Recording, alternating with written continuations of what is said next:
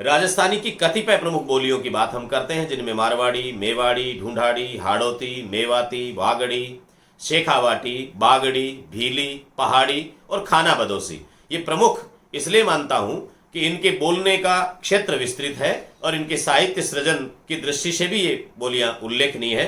इसलिए एक एक करके इनकी चंद की हम बात करेंगे।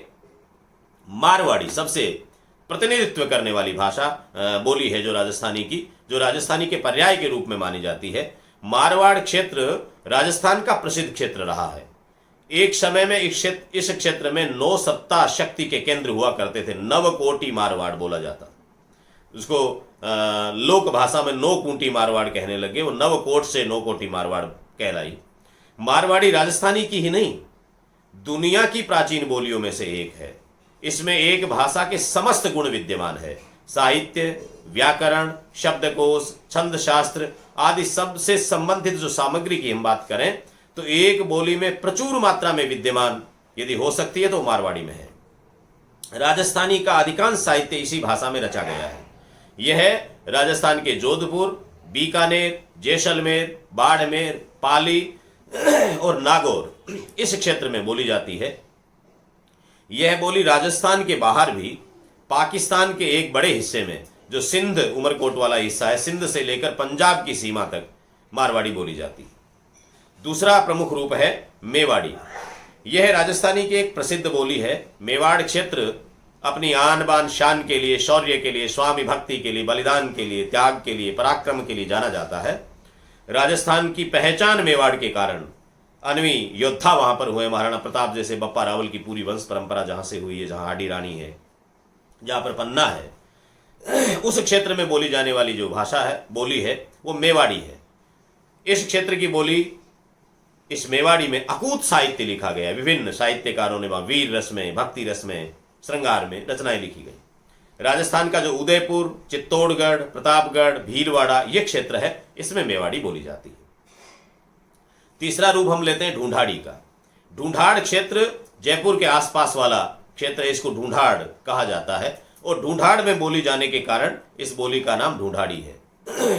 माना जाता है कि पांडवों ने अपना अज्ञातवास का समय इस ढूंढाड़ में बिताया था। भीम की शादी भी यहीं हुई बताते हैं, और जहाँ लोहारगल का तीर्थ है वहां पर पांडवों के जो शस्त्र थे उनके गलने का प्रसंग मिलता है। ये क्षेत्र इस दृष्टि से ऐतिहासिक पौराणिक महत्व वाला क्षेत्र है।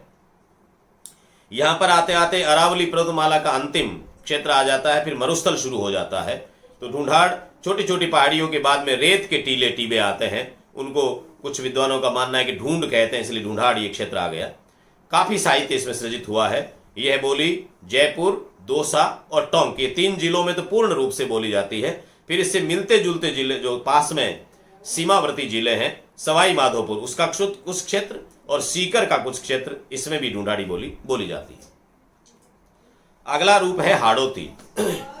हाड़ौती कोटा, बूंदी, झालावाड़ इस क्षेत्र को हाड़ौती कहते हैं। राजस्थान का ये एक क्षेत्र है। और ये हाड़ौती बोली की जहां तक बात करें तो ये एक बहुत विशिष्ट बोली है। इसका साहित्य अपने आप में उल्लेखनीय है। सवाई माधोपुर के कुछ क्षेत्र में भी ये हाड़ौती बोली जाती है। हाड़ौती का लोक साहित्य बहुत समृद्ध है। यहाँ के लोकगीत, कहावतें, लोकोक्तियाँ, रासा, पड़, पवाड़े, ऐसा साहित्य यहाँ पर बहुत मिलता है। और वर्तमान काल में आधुनिक राजस्थानी साहित्य की बात करें, मंचीय कविता की बात करें, गीत की बात करें, गेय रचनाओं की बात करें, तो भी हाड़ौती में प्रचुर मात्रा में साहित्य लिखा जा रहा है। एक विशिष्ट बोली के रूप में हाड़ौती को पढ़ा जाना चाहिए। वागड़ी अगला रूप है राजस्थानी का। गुजरात की सीमा से जुड़ा राजस्थान का जो बांसवाड़ा डूंगरपुर जिला है, ये वागड़ क्षेत्र कहलाता है। वहां बोली जाने वाली बोली वागड़ी है। वागड़ी बोली मारवाड़ी और गुजराती के सम्मिलन से बनी हुई है। दोनों का मिलन है, दोनों के शब्द मिलते हैं, दोनों की संज्ञा, सर्वनाम, क्रियाएं कहीं कहीं मिल करके काम करती हैं। इससे गुजराती का प्रभाव ज्यादा है। अगला रूप है मेवाती। मैं बहुत संक्षेप में परिचय, एक सीमा है वीडियो की, इसलिए संक्षेप में थोड़े परिचय दे रहा हूं आपको। मेवाती राजस्थानी की एक खास बोली है। मेव एवं गुर्जरों की बोली इसे माना जाता है। जो कभी कश्मीर, हिमाचल, पंजाब, राजस्थान, गुजरात, सिंध सहित संपूर्ण उत्तरी भारत में राज किया करते थे वो गुर्जर, उन गुर्जरों की बोली है वो ये मेवाती है। और ये मेव जहां रहे ये बोली किसी वक्त में कहते हैं कि महाराष्ट्र में, गोवा, पाकिस्तान, अफगानिस्तान और रूस के पशुपालक भी बोलते। गुर्जर मूलतः पशुपालक है, वो गुर्जर इस बोली को बोलते थे। राजस्थान के अलवर जिले में ये बोली बोली जाती है। राजस्थान की सीमा से जुड़ा हुआ हरियाणा एवं दिल्ली की सीमा वाले क्षेत्र में भी ये बोली बोली जाती है। ये मेव लोगों की मूल बोली, इसलिए मेवाती कहा जाता है। और मेवों ने अपनी संस्कृति को, अपनी भाषा को, अपनी उस पुरातन परंपरा को बचा के रखा हुआ है।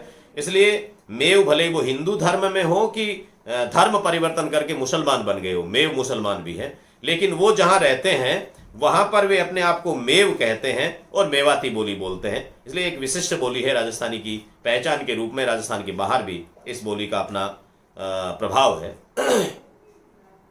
नई बोली के रूप में मिल करके बहुत कम समय के पहले पैदा हुई शेखावाटी। शेखावाटी राजवंश, जो शेखा राजवंश के द्वारा शासित क्षेत्र शेखावाटी कहलाया, तो वो आपका राजस्थान का सीकर, चूरू और झुंझुनू वाला इलाका ये शेखावाटी कहलाता। शेखावतों की ये क्षेत्र रहा, साम्राज्य रहा, यहाँ पर शासन रहा। तो ये शेखावाटी बोली है। इसका जन्म मारवाड़ी और ढूंढाड़ी, क्योंकि एक तरफ मारवाड़ आ गया, नागौर के पास आएंगे तो मारवाड़ आ जाएगा, उधर जयपुर के पास जाएंगे तो ढूंढाड़ आ जाएगा, बीच का एक क्षेत्र है। इसलिए मारवाड़ी और ढूंढाड़ी का सम्मिश्रण होकर के शेखावाटी बोली बोली गई है। यद्यपि पुराने रचनाओं में, पुरानी मोतीलाल मेनारिया आदि ने जहाँ लिखे हैं वहाँ पर अलग से शेखावाटी को बोली नहीं माना उन्होंने, विशिष्ट बोलियों के रूप में। लेकिन आजकल इसका प्रतिनिधित्व हो गया और इसमें साहित्य सृजित होने लगा, इसलिए शेखावाटी को भी एक बोली के रूप में, प्रसिद्ध बोली के रूप में हम मानते हैं। बागड़ी, वागड़ी का हमने जिक्र किया। वागड़ क्षेत्र तो पहले बात हमने की। बागड़ी भी एक बोली जो ये हमारा सीमावर्ती जिले श्रीगंगानगर, हनुमानगढ़, यहाँ पर बोली जाने वाली बोली बागड़ी। वैसे तो मारवाड़ी का क्षेत्र ही है, लेकिन चूंकि पंजाब और हरियाणा का संपर्क इससे गंगानगर, हनुमानगढ़ जिले से रहा, तो इसलिए पंजाबी के शब्द भी आ गए, हरियाणवी के शब्द भी आ गए। तो मारवाड़ी के साथ में पंजाबी और हरियाणवी का मिश्रण होकर के ये बागड़ी एक बोली, ये जांगलू क्षेत्र है, जंगल क्षेत्र, ये बागड़ी इस क्षेत्र को ही कहते हैं। इसमें बोली जाने वाली बोली ये बागड़ी कहलाती है। राजस्थानी भाषा अपनी समृद्धि के लिए, अपने साहित्य के लिए, अपने शौर्य औदार्य के लिए यहाँ का वर्णन इस भाषा में प्रचुर मात्रा में हुआ। यहाँ की डिंगल पिंगल की अपनी एक विशिष्ट पहचान है, यहाँ का साहित्य विशिष्ट साहित्य है। लोक साहित्य में एक समृद्ध परंपरा यहाँ की है। वो आधुनिक साहित्य हो कि प्राचीन और मध्यकालीन साहित्य की बात करें, ये एक विशिष्ट भाषा है। इसकी बोलियां अपने आप में समृद्ध बोलियां हैं। विद्वानों से हमारा आग्रह रहेगा कि राजस्थानी भाषा और उसकी बोलियों पर जो भाषा वैज्ञानिकों ने काम किए हैं उनकी दृष्टि से देखने की आवश्यकता है। राजनीतिक उदासीनता की शिकार इस भाषा के साहित्य को, इसके भाषा वैज्ञानिक स्वरूपों को, इसके शब्दकोश को, इसकी बोलियों के वैशिष्ट्य को अध्ययन की दृष्टि से वैशिष्ट्य प्रदान करना चाहिए, ऐसा मेरा आग्रह है। एक वीडियो की अपनी सीमाओं को ध्यान में रखते हुए मैं अपनी बात को यहीं विराम देता हूं। बहुत बहुत धन्यवाद। जय हिंद, जय भारत, जय राजस्थान, जय राजस्थानी।